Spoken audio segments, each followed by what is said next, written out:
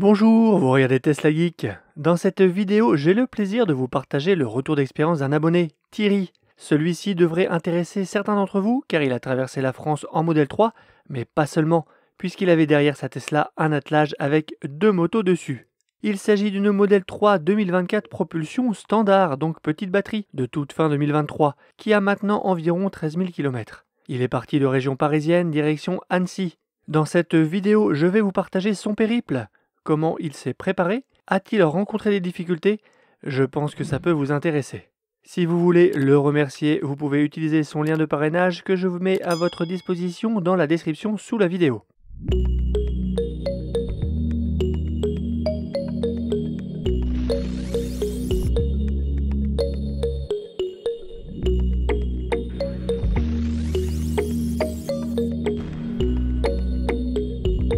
Je passe donc la parole à Thierry. Je dispose d'un wall connector Tesla en 32 A à la maison, proche banlieue parisienne. Et ma voiture couche à l'intérieur en ambiance tempérée, ce qui aura son importance par la suite. Je fais souvent de longs trajets avec ma modèle 3, Lyon, Annecy, Toulouse, Bretagne. Je suis joueur avec ma batterie, et il m'arrive de me pointer à la maison ou au superchargeur avec moins de 5%. Pour comprendre la raison de mon périple, voici le contexte. Deux de mes garçons sont motards. L'un habite encore à la maison, et l'autre en proximité immédiate d'Annecy, dans les Hautes-Alpes. Une fois par an, nous allons chez mon fils à Annecy pour rouler à moto et traverser l'école dans les lacets et Virolo pendant une semaine. Cette année, l'enjeu est d'y aller en Tesla. J'ai cherché sur le net les réponses à mes questions. Quelle consommation faut-il prévoir? Dois-je prévoir des heures et des heures de recharge? Et surtout, quelle est la fiabilité du planificateur avec une remorque? S'il est totalement faux, je risque la panne avec une remorque assez lourde et donc une grosse galère. Vais-je devoir dételer pour les recharges? Je n'en ai absolument pas envie. Par contre, manœuvrer la remorque m'amuse au plus haut point. Je n'ai rien trouvé qui réponde à mes questions sur internet, raison pour laquelle j'ai proposé à Charles de partager cette expérience très enrichissante sur sa chaîne. C'est parti, direction Annecy avec cet équipage. Environ 500 km avec un CX de fer à repasser et 540 km à parcourir, 1080 aller-retour. Une batterie à température chargée à 100%. La remorque est détectée par la modèle 3 et transporte une Triumph Trident et une BMW R1200 RLC. Départ un vendredi soir, un peu avant 18 h, ça a son importance pour l'affluence au superchargeur. Partir avant les autres, c'est arriver avant les autres aux stations de recharge. Mode confort pour une consommation aussi maîtrisée que possible. Vitesse cible du régulateur sur autoroute, 110 km/h. Autopilote désactivé par le système. Aucun moyen de l'activer en mode remorque. Bonne nouvelle puisqu'il prend en compte l'attelage, car usuellement il me propose un arrêt plus loin, à Beaune-Nord. C'est plutôt rassurant. Les 20 premiers kilomètres se font dans les bouchons, le planificateur ne bouge pas son estimation prévisionnelle de pourcentage à l'arrivée. Sur la 6, en direction du sud, à hauteur d'Evry, je peux enfin réguler à 110 km/h. Et le socle prévisionnel d'arrivée au superchargeur d'Avalon descend lentement. La circulation est absolument fluide et je roule régulièrement. Nous arrivons à Avalon à 9% de batterie.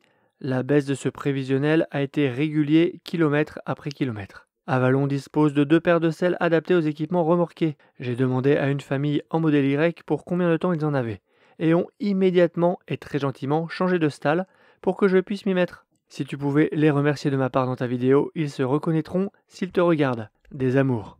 Bon, et bien voilà, le message est passé. Si vous vous reconnaissez, merci à vous, et j'espère que vos comportements en inspirera beaucoup d'autres pour faciliter la recharge des voyageurs attelés comme Thierry. Quelques chiffres de cette première étape qui, je pense, vont vous intéresser. 207 km parcourus, 245 Wh au kilomètre en régulation rigoureuse à 110 km/h, 9% à l'arrivée, 34 minutes de recharge, 50,5 kWh rechargés, départ d'Avalon avec 91%. Compte tenu de l'estimation de charge à l'arrivée qui a diminué pendant la plupart du trajet, nous chargeons un peu plus que demandé par la voiture, histoire de prendre une marge et d'éviter la panne. On enchaîne vers Mâcon pour 177 km avec un socle prévisionnel confortable de 23% à l'arrivée. Même topo, le planificateur est mauvais et nous arrivons avec un socle de 15% peu avant minuit, avec un superchargeur quasi vide et vide à notre départ. Je ne détèle donc pas en me posant en vrac sans déranger personne. Bon, je comprends le choix pratique de Thierry compte tenu de l'heure tardive et de la faible fréquentation du superchargeur, mais je ne peux évidemment pas vous conseiller de faire pareil, puisqu'il occupe 3 emplacements au lieu d'un. et qu'il serait coincé si des voitures venaient à se charger juste à côté de lui. Après, je ne mesure pas la difficulté de dételer, puis rateler, mais j'ai déjà vu des conducteurs le faire. En tout cas, si ça devait vous arriver, restez près de votre auto, et si jamais un afflux de voitures arrivait, faites l'effort de vous mettre en conformité.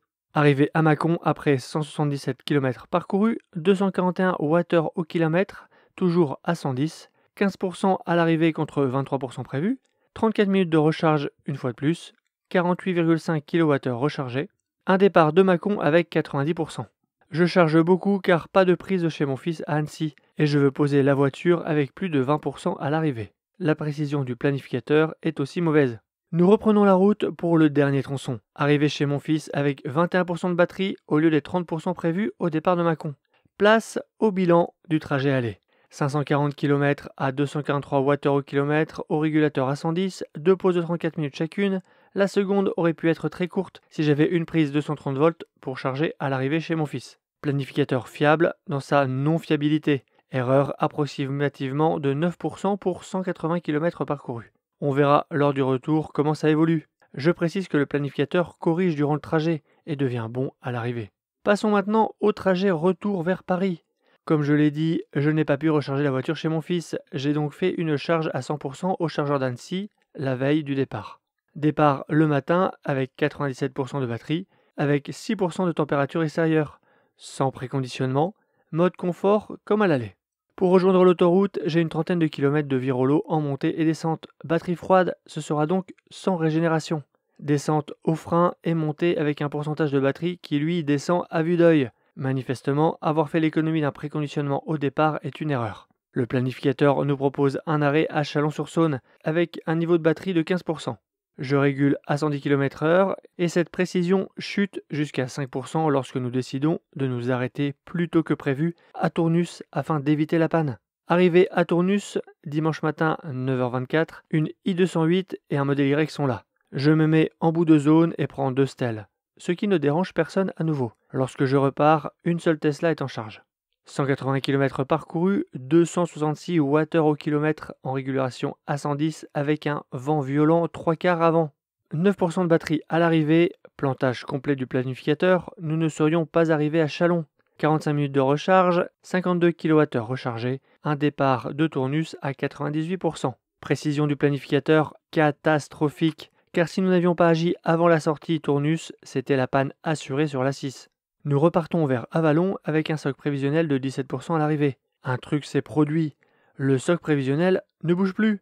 La courbe de conso colle enfin avec la conso réelle en régulation à 110. Ma Tesla a enfin compris ce qui se passe dans ma voiture. Je dispose même d'une petite marge de manœuvre. À une trentaine de kilomètres d'Avallon, voyant que la situation est enfin maîtrisée, je pousse à 115 km/h. Ces 5 km/h supplémentaires sont très coûteux, mais je l'assume. Arrivé à Avallon avec un soc de 23%. 151 km parcourus, 273 Wh par kilomètre à 110 puis 115, 23% de batterie à l'arrivée. Une petite charge de 23 minutes, 37,2 kWh récupérés, un départ d'Avallon à 83%. Précision du planificateur, excellente. Nous repartons, le planificateur nous envoie au superchargeur de Fontainebleau avec un prévisionnel de 12%. Le prévisionnel reste parfaitement fiable. Et sur la fin, je fais des pointes à 130 km/h en assumant la baisse du niveau de batterie. La situation est enfin sous contrôle. Arrivé à Fontainebleau pour une microcharge, 153 km parcourus, 269 Wh au kilomètre, à 110 puis 130, 9% à l'arrivée, logique et assumé. J'ai roulé plus vite sur la fin. Seulement 8 minutes de charge pour 16 kWh. Précision du planificateur, excellente à nouveau. Fontainebleau permet de ne pas dételer. Une stalle est prévue à cet effet et est disponible.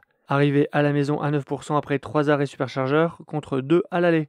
Le bilan de ce retour, 543 km, 265 Wh au kilomètre, 144 kWh consommés contre un peu moins de 100 kWh consommés sur le même trajet sans remorque. Approximativement 50% de consommation supplémentaire en ne roulant qu'à 110 au lieu de 130. J'ai réussi à ne pas dételer, mais c'est dû au jour horaire de mes passages au superchargeur. Je regrette que les superchargeurs Tesla ne soient pas mieux adaptés aux véhicules équipés de remorques. Quel est le bilan de ce périple ?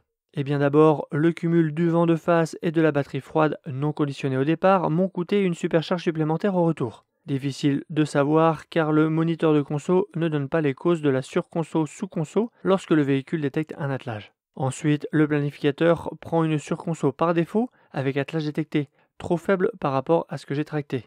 Il a fallu à peu près 800 km au planificateur pour être enfin fiable.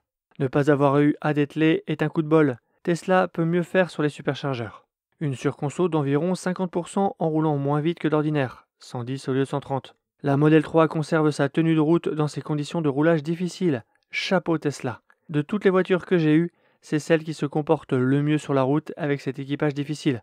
Je tracte depuis mes débuts, bateau, remorque bagagère, moto, etc. J'espère que cette expérience pourra servir à d'autres. Elle m'a manqué avant mon départ. Eh bien, merci beaucoup Thierry pour le partage de ton récit. Je n'ai aucune expérience que ce soit avec coffre de toit, porte-vélo ou remorque, donc c'est très intéressant. Ce que j'ignore, c'est si le ratio de surconsommation entre avec et sans attelage est applicable à tous les attelages. Je suppose qu'à charge égale, le profil de celle-ci et donc la résistance à l'air est important, mais j'ignore dans quelle proportion. Je pense effectivement qu'il y a peu de stations Tesla équipées d'un emplacement long dédié à la recharge des véhicules attelés. Par contre, il y a des stations d'autres réseaux plus adaptés, je pense en particulier à Fastned, dont les emplacements sont longs. Ça peut valoir le coup de préparer son trajet à la recherche des stations qui facilitent l'accès à la recharge des véhicules attelés, quel que soit le réseau. Je vous aurais aussi conseillé de choisir une version grande autonomie si vous tractez régulièrement sur long trajet. Mais je suis ravi de constater qu'il reste possible de voyager aussi avec de grosses charges avec une petite batterie, comme celle de cette Model 3 propulsion standard. Bravo Thierry et merci pour ce partage.